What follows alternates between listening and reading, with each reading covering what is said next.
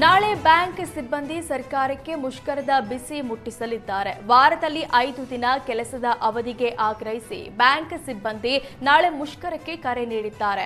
6 ದಿನದ ಬದಲು 5 ದಿನ ಕೆಲಸದ ಅವಧಿ ಫಿಕ್ಸ್ ಮಾಡಲು ಒತ್ತಾಯಿಸಿ ಪ್ರತಿಭಟನೆ ಮಾಡಲಿದ್ದಾರೆ.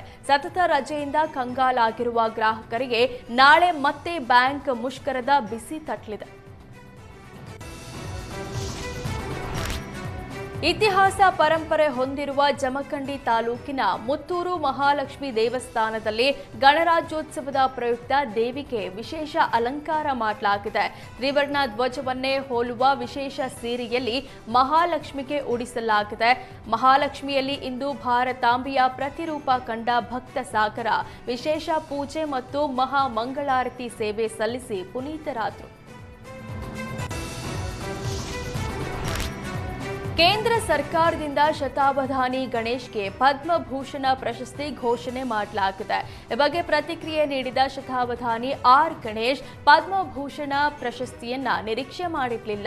ಕನ್ನಡ ಸಾಹಿತ್ಯ, ಭಾರತೀಯ ಪರಂಪರೆಯೇ ನನ್ನ ಜೀವನ. ಕನ್ನಡದ ಮೂಲಕ ಜಗತ್ತು ನೋಡ್ತೇನೆ. ನನಗಿಂತ ಹಿರಿಯರು, ಪ್ರತಿಭಾವಂತರಿಗೆ ಇನ್ನೂ ಇಂಥ ಪ್ರಶಸ್ತಿ ಸಿಕ್ಕಿಲ್ಲ. ಅಂತ ಮಹನೀಯರಿಗೂ ಅತ್ಯುನ್ನತ ಪ್ರಶಸ್ತಿ ಲಭಿಸಲಿ. ನಾನು ಅತ್ಯಂತ ಮುಜುಗರದಿಂದ, ಪ್ರೀತಿಯಿಂದ ಪ್ರಶಸ್ತಿ ಸ್ವೀಕರಿಸುತ್ತೇನೆ. ನನ್ನ ತಂದೆ, ತಾಯಿ ಮತ್ತು ಸಹೋದರರನ್ನ ಈ ಸಂದರ್ಭದಲ್ಲಿ ಸ್ಮರಿಸಿಕೊಳ್ತೇನೆ ಅಂತ ಶತಾವಧಾನಿ ಆರ್ ಗಣೇಶ್ ಹೇಳಿದರು. ಮೊದಲ ಪ್ರತಿಕ್ರಿಯೆ ಅಂತ ಏನಿಲ್ಲ. ಈ ಥರದ ಪ್ರಶಸ್ತಿಗಳಿಂದ ಒಳ್ಳೆ ಕೆಲಸ ಮಾಡೋರಿಗೆ ಒಂದಿಷ್ಟು ಸ್ಫೂರ್ತಿ ಬರುತ್ತೆ. ಅದಕ್ಕಿಂತ ಮಿಗಿಲಾಗಿ ಅವ್ರ ಬಗ್ಗೆ ಪ್ರೀತಿ ವಿಶ್ವಾಸ ಇಟ್ಟಿರುವಂಥವ್ರಿಗೆ ಹೆಚ್ಚಿನ ಸಂತೋಷ ಆಗುತ್ತೆ. ಅದಷ್ಟೇ, ಅದು ಮುಖ್ಯವಾಗಿ ಆಗುವಂಥದ್ದು. ಸಮಾಜದ ಒಂದು ಸ್ವಾಸ್ಥ್ಯ ಕಾಪಾಡುವಲ್ಲಿ ಸಜ್ಜನರ ಸಂತೋಷ ದೊಡ್ಡದು ಅಂತ ಭಾವಿಸಿದ್ದೀನಿ. ನಮಗೆ ಒಳ್ಳೆಯದು ಅನಿಸಿದ್ದೇನಾದರೂ ಆದಾಗ ಸಂತೋಷವಾಗುತ್ತೆ. ಹಾಗಾಗಿ ಈ ಬಗ್ಗೆ ನಾನು ಕೃತಜ್ಞತೆ ಇಟ್ಟುಕೊಳ್ತೀನಿ. ಯಾವುದೇ ವ್ಯವಸ್ಥೆಯಿಂದ DVG ಅವ್ರು ಹೇಳ್ತಾರಲ್ಲ, ಮಾಡಿದ್ದೆಲ್ಲ ಪೂಜೆ, ಪಡೆದದ್ದೆಲ್ಲ ಪ್ರಸಾದ ಅಂತ ಅಷ್ಟೇ. ಅವ್ರದ್ದೆಲ್ಲರದು ಜ್ಞಾಪಕ ಆಗುತ್ತೆ. ಮುಖ್ಯವಾಗಿ ನನ್ನ ತಾಯಿ, ತಂದೆ, ಅಣ್ಣ ಮೂವರೂ ಈಗಿಲ್ಲ. ಹಾಗಾಗಿ ರಕ್ತ ಹಂಚಿಕೊಂಡಂಥ ಅಣ್ಣ ಆಗಲಿ, ಜೀವ ಕೊಟ್ಟಂಥ ತಂದೆ ತಾಯಿ ಆಗಲಿ ಇಲ್ಲ. ಅವರಿದ್ದಿದ್ದರೆ ನನಗಿಂತ 1000 ಪಟ್ಟು ಸಂತೋಷ ಪಡ್ತಾಯಿದ್ರು. ಪದ್ಮ ಪ್ರಶಸ್ತಿಗೆ ಭಾಜನರಾದ ಮಂಡ್ಯದ ಪುಸ್ತಕ ಪ್ರೇಮಿ ಅಂಕೇಗೌಡ ಸಂತಸ ವ್ಯಕ್ತಪಡಿಸಿದ್ದಾರೆ. ಪದ್ಮಶ್ರೀ ಪ್ರಶಸ್ತಿ ಬಂದಿರೋದು ಖುಷಿ ಜೊತೆಗೆ ಜವಾಬ್ದಾರಿ ಹೆಚ್ಚಾಗಿದೆ. 50 ವರ್ಷದಿಂದ ಪುಸ್ತಕ ಸಂಗ್ರಹ ಮಾಡಿಕೊಂಡು ಬರ್ತಿದ್ದೇನೆ. ಆದರೆ ಯಾವುದೇ ಪ್ರತಿಫಲ ನಿರೀಕ್ಷೆ ಮಾಡಿಲ್ಲ. ಪ್ರಶಸ್ತಿ ಹಿಂದೆ ಹೋಗಿಲ್ಲ. ಈಗ ಕೇಂದ್ರ ಸರ್ಕಾರ ನನ್ನನ್ನು ಗುರುತಿಸಿದೆ. ನನ್ನ ಬಳಿ ನೋಬೆಲ್ ಪ್ರಶಸ್ತಿ ಪುರಸ್ಕೃತ ಕೃತಿಯಿಂದ ರಂಗೋಲಿ ಪುಸ್ತಕವೂ ಇದೆ. ಮುಂದಿನ ಪೀಳಿಗೆಗೆ ಓದುವ ಹವ್ಯಾಸ ಕಲಿಸಬೇಕು ಅನ್ನೋ ದೃಷ್ಟಿಯಿಂದ ಕೆಲಸ ಮಾಡ್ಕೊಂಡು ಬಂದಿದ್ದೇನೆ. ಈಗ ಪದ್ಮಶ್ರೀಯಿಂದ ಜವಾಬ್ದಾರಿ ಜಾಸ್ತಿ ಆಗಿದೆ. ನನ್ನ ಸೈಟ್ ಮಾರಾಟ ಮಾಡಿ ಪುಸ್ತಕ ಸಂಗ್ರಹ ಮಾಡಿದ್ದೇನೆ. 33 ವರ್ಷದ ಸಂಬಳದ ಹಣವನ್ನ ಇಲ್ಲಿ ಹಾಕಿದ್ದೇನೆ. ಸರಳ ಜೀವನ ಮಾಡ್ತಿದ್ದೇನೆ. ಇಲ್ಲಿರುವ ಪುಸ್ತಕಕ್ಕೆ ಬೆಲೆ ಕಟ್ಟಲಾಗಲ್ಲ ಅಂತ ಹೇಳಿದರು. ಕೇಂದ್ರ ಸರ್ಕಾರ ಆಗ್ಬೋದು, ನಮ್ಮ ಮೋದಿಜಿ ಆಗ್ಬೋದು, ನನ್ನನ್ನು ಗುರುಸಿದಾರಲ್ಲ ಸರ್. ಏಕೆಂದರೆ ಈ ದೇಶದಲ್ಲಿ ನಾನೊಬ್ಬ ಸಾಮಾನ್ಯ ಪ್ರಜೆ, ನನ್ನ ಗುರುಸಿದಾರಲ್ಲ ಸರ್. ನನ್ನ ಕೆಲಸ ನೋಡಿ ಭಾಳ ಖುಷಿ ಆಯ್ತಾ ಇದೆ ಸರ್. ಅದರಲ್ಲಿ 2 ಮಾತಿಲ್ಲ ಸರ್. ನಾನು ಒಂದು ಗ್ರಂಥಾಲಯವನ್ನು ಕಟ್ಟಬಾರ್ದು ಅಂತ ಹೇಳಿ ನಾನು ಆ ಕೆಲಸವನ್ನು ಸತತವಾಗಿ 52 ವರ್ಷಗಳ ಕಾಲ ತಗೊಂಡಿದ್ದೀನಿ ಸರ್. ಇದನ್ನ ಯಾರು ಏನಾರು ಅನ್ನಲಿ, ಯಾವುದೇ ಒಂದು ಸ್ವತಂತ್ರ ಜೀವನ ಅಂದರೆ ಹೆಂಗೆ ಅಂದರೆ, ಒಂದು ವೆಹಿಕಲ್ ಇಲ್ಲ, ಒಂದು 2 ವೀಲರ್ಸು ನನ್ನ ಜೀವನದಲ್ಲಿ ತೊಗೊಂಡಿಲ್ಲ.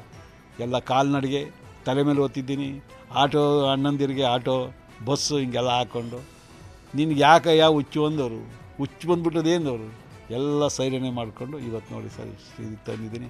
ಇದನ್ನು ಗುರ್ಸಿರ್ತಕ್ಕಂಥ ಸರ್ಕಾರಕ್ಕೆ ನಾನು ಅಭಿನಂದನೆ ಸಲ್ಲಿಸಬಾರ್ದು ಸರ್. ಇಲ್ಲಿ ಜೂನ್ 30ರ ಒಳಗೆ GBA ಚುನಾವಣೆ ನಡೆಸುವಂತೆ ಸುಪ್ರೀಂ ಕೋರ್ಟ್ ಈಗಾಗಲೇ ಆದೇಶ ನೀಡಿತ್ತು. ಹೀಗಾಗಿ ಸರ್ಕಾರ ಪ್ರಕಟಿಸಿರುವ ವಾರ್ಡ್ ವಾರು ಮೀಸಲಾತಿಗೆ ಸಾರ್ವಜನಿಕರಿಂದ ಆಕ್ಷೇಪ ಹೆಚ್ಚಾಗ್ತಾ ಇದೆ. ಮಹಿಳೆಯರಿಗೆ ನೀಡಬೇಕಿದ್ದ 50% ಮೀಸಲಾತಿಯಲ್ಲಿಯೂ ಕಡಿತವಾಗಿದೆ. 369 ವಾರ್ಡ್ಗಳ ಪೈಕಿ ಕೇವಲ 176 ವಾರ್ಡ್ಗಳಲ್ಲಿ ಮಾತ್ರ ಮಹಿಳಾ ಮೀಸಲು ಹಂಚಿಕೆ ಮಾಡಲಾಗಿದೆ. ಇನ್ನು 9 ವಾರ್ಡ್ಗಳಲ್ಲಿ ಮಹಿಳೆಯರಿಗೆ ಮೀಸಲಾತಿಯಲ್ಲಿ ಕೊರತೆಯಾಗಿದೆ. ವಾರ್ಡ್ ಮೀಸಲಾತಿ ಕರಡು ಪಟ್ಟಿ ಪ್ರಕಟಿಸಿದ ಸರ್ಕಾರದಿಂದ 12 ದಿನ ಆಕ್ಷೇಪಣೆಗೆ ಅವಕಾಶ ನೀಡಲಾಗಿತ್ತು. ಮೀಸಲಾತಿ ವಿರುದ್ಧ 12 ದಿನದಲ್ಲಿ 700ಕ್ಕೂ ಹೆಚ್ಚಿನ ಆಕ್ಷೇಪಣೆ ಸಲ್ಲಿಕೆಯಾಗಿದ್ದು, ಹೆಚ್ಚಿನ ಆಕ್ಷೇಪಣೆಗಳು ಮಹಿಳಾ ಮೀಸಲಾತಿ ವಿರುದ್ಧವೇ ದಾಖಲಾಗಿದೆ. ಬೆಂಗಳೂರಿನಲ್ಲಿ ಕತ್ತಲಾದರೆ ಸಾಕು, ಮಹಿಳೆಯರು ಓಡಾಡೋದಕ್ಕೂ ಭಯ ಪಡೋ ಸ್ಥಿತಿ ನಿರ್ಮಾಣವಾಗಿದೆ. ಬೆಂಗಳೂರಿನ ಕತ್ತಲೆಯ ಕರಾಳತೆ ಬಗ್ಗೆ ಪೂಜಾ ಪ್ರಕಾಶ್ ಎಂಬ ಮಹಿಳೆ ವಿಡಿಯೋ ಮಾಡಿದ್ದಾರೆ. ಸಿಲಿಕ್ ಬೋರ್ಡ್ ಜಂಕ್ಷನ್ನಲ್ಲಿರುವ ಬಸ್ ನಿಲ್ದಾಣದಲ್ಲಿ ವಿದ್ಯುತ್ ದೀಪವಿಲ್ಲದೆ ಸಂಪೂರ್ಣ ಕತ್ತಲೆಯಲ್ಲೇ ಮಹಿಳೆಯರು ಬಸ್ಗಾಗಿ ಕಾಯ್ತಿದ್ದಾರೆ. ಅಸುರಕ್ಷತೆಯ ಭಯ ಕಾಡ್ತಾ ಇದೆ ಅಂತ ಮಹಿಳೆ ವಿಡಿಯೋ ಮಾಡಿ ಪೋಸ್ಟ್ ಹಾಕಿದ್ದಾರೆ.